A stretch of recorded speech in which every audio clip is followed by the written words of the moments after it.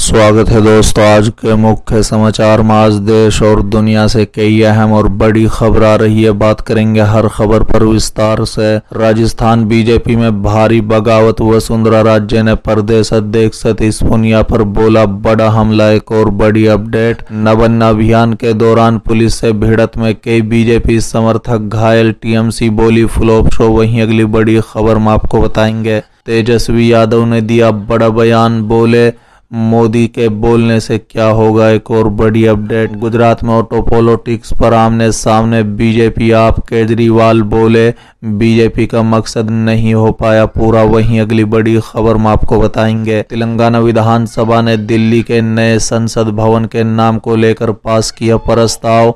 ओवैसी ने भी दिया समर्थन। तो चलिए देख लेते आज की पहली बड़ी खबर। राजस्थान बीजेपी में बगावत। वसुंधरा राजे ने प्रदेश अध्यक्ष सतीश पूनिया पर बोला बड़ा हमला। दरअसल दोस्तों, गृह मंत्री अमित शाह के मंच पर ही राजस्थान बीजेपी का झगड़ा खुलकर सामने आ गया। दोस्तों, दरअसल केंद्रीय गृह मंत्री अमित शाह ने राजस्थान के जोधपुर से शनिवार को चुनावी सनखानंद कर दिया।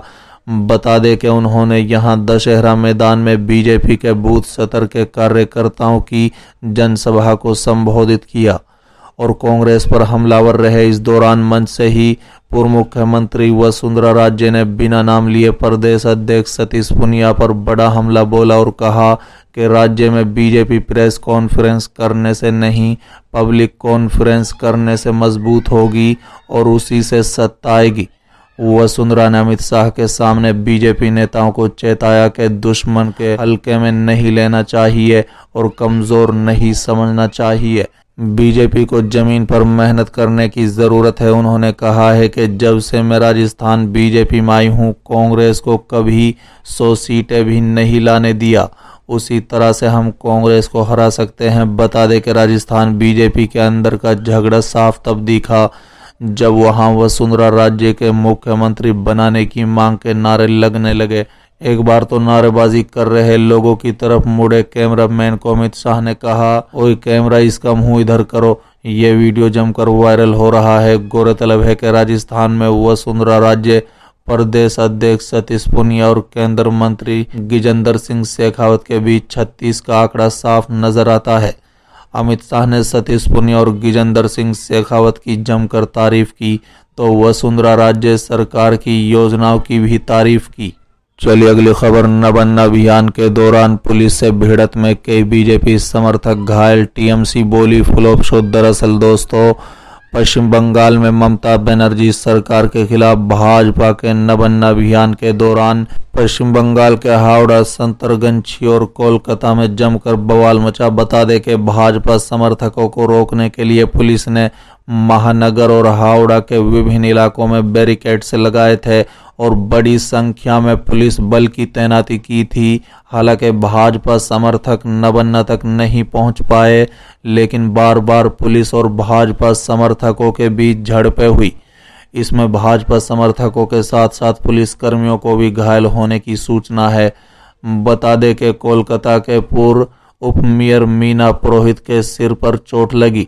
इस पर राष्ट्रीय महिला आयोग की चेयरपर्सन रेखा शर्मा ने चिंता जताई। दूसरी ओर टीएमसी ने इस अभियान को फ्लॉप करार दिया। दूसरी ओर भाजपा समर्थकों ने पुलिस की लाठीचार्ज और भाजपा समर्थकों पर आंसू गैस के गोले और वाटर कैनन चलाने के खिलाफ प्रदर्शन शुरू किया। भाजपा समर्थकों ने राज्य भाजपा कार्यालय मुरलीधर स्ट्रीट के सामने प्रदर्शन किया है। बता दें कि नबन्ना अभियान और मार्च कर रहे विधानसभा में विरोधी दल के नेता शुभेंदु अधिकारी, बंगाल बीजेपी के अध्यक्ष सुकांत मजूमदार, सांसद लोकेट चटर्जी, पूर्व अध्यक्ष राहुल सिन्हा सहित कई बीजेपी नेताओं को हिरासत में ले लिया गया। हालांकि सुकांत मजूमदार ने दावा किया कि वो लोग शांतिपूर्वक आंदोलन कर रहे थे, लेकिन पुलिस ने शांतिपूर्वक आंदोलन कर रहे भाजपा समर्थकों पर लाठियां बरसाई, पानी की बौछार की, आंसू गैस के गोले छोड़े। उन्होंने आरोप लगाया कि प्रदर्शन के दौरान बम की आवाजें सुनाई दे रही थी।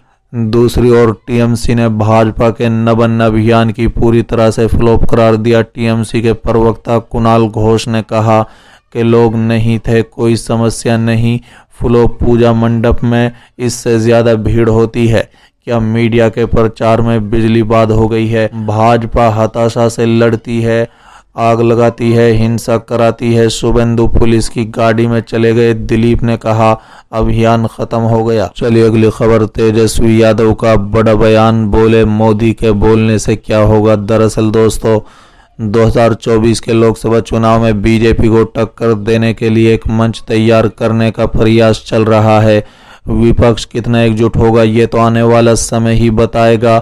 एकजुटता की कोशिशों के इसी क्रम में सोमवार को बिहार के उप मुख्यमंत्री तेजस्वी यादव ने बड़ा बयान दिया है। बता दें, दिल्ली से पटना लौटे तेजस्वी यादव ने कहा कि लालू प्रसाद यादव और नीतीश कुमार दोनों साथ दिल्ली जाकर सोनिया गांधी से मिलेंगे।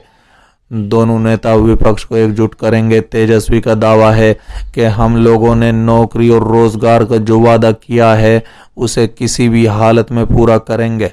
जिसको जो बोलना है वो बोले, किसी के बोलने पर हम लोग ध्यान नहीं देते, हम लोग अपने वादों को पूरा करने वाले हैं। बता दें, वहीं विपक्ष की एकजुटता पर तेजस्वी ने कहा कि गैर बीजेपी दलों को एक साथ लाने की कवायद चल रही है। इसके मद्देनजर मुख्यमंत्री नीतीश कुमार और लालू प्रसाद यादव दिल्ली जाएंगे, जहां दोनों नेता सोनिया गांधी से मुलाकात करेंगे। चर्चा होगी कि किस प्रकार से विपक्ष को एक मंच पर लाया जाए।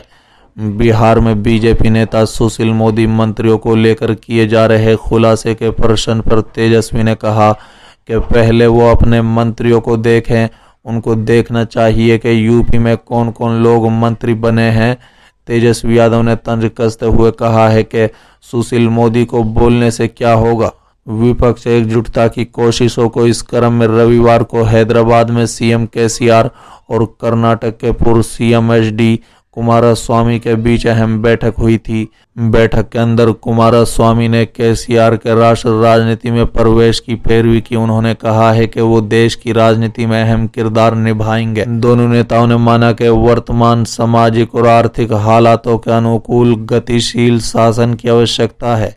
रूढ़िवादी राजनीति से जनता तंग आ चुकी है, देश में वैकल्पिक राजनीति की आवश्यकता है। चलिए अगली खबर, गुजरात में ऑटो पॉलिटिक्स पर आमने सामने बीजेपी आप, केजरीवाल बोले बीजेपी का मकसद नहीं हो पाया पूरा। दरअसल दोस्तों आम आदमी पार्टी के संयोजक और दिल्ली के सीएम अरविंद केजरीवाल ने गुजरात की जनता से दावा किया कि अगर उनकी सरकार आएगी तो चाहे जो भ्रष्टाचार करेगा उसे जेल भेजा जाएगा। उन्होंने दावा किया कि भारत की आज़ादी के 75 साल में शायद के किसी सरकार ने अपने मंत्री को जेल भेजा हो। एक सभा में अरविंद केजरीवाल ने ऑटो में जाने से रोकने वाले वाकये का भी जिक्र किया। उन्होंने कहा कि क्या एक मुख्यमंत्री ऑटो में जाएगा तो सुरक्षा नहीं देंगे। मैं तो दिल्ली में जाता हूं, उनका मकसद था कि जनता के बीच में न जाने देना, लेकिन केजरीवाल जाएगा उसके बाद उन्होंने सुरक्षा देनी है। साथ ही आप नेता ने कहा है कि आप जो पैसा टैक्स देते हैं सब जनता को दिया जाएगा, वहीं ये लोग अपने दोस्त को बांट देते हैं।